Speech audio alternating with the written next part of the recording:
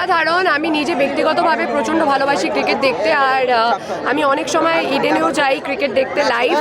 So আমার মনে হয় এটা বিশ্বজুড়ে সবার খুবই প্রিয় একটা স্পোর্টস। আর যেভাবে মানে আমি লাস্ট দুটো ওভার দেখলাম একদম টান টান ছিল।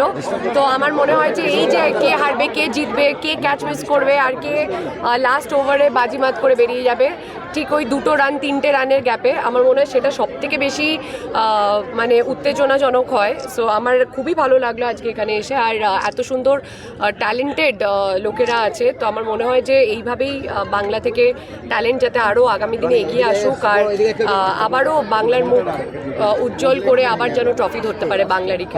উদ্যোক্তার একটা উদ্যোগ নিয়েছিল যে মোবাইলের থেকে দূরের যুব সমাজকে মাঠমুখী করতে, তাদের এই উদ্যোগটা কতটা সফল মনে করছে? আমার মনে হয় এটা যথেষ্টভাবেই সফল, আর এটা যদি সবাই করতে পারে তাহলে আরও ভালো হয়, কারণ এতে সবারই মানে মঙ্গল আমার মনে হয়। কারণ যতটা আমরা নিজেদের অ্যাক্টিভিটিস ওপর ফোকাস করতে পারবো, ততটা আমরা নিজেদেরকে গ্রুম করতে পারবো।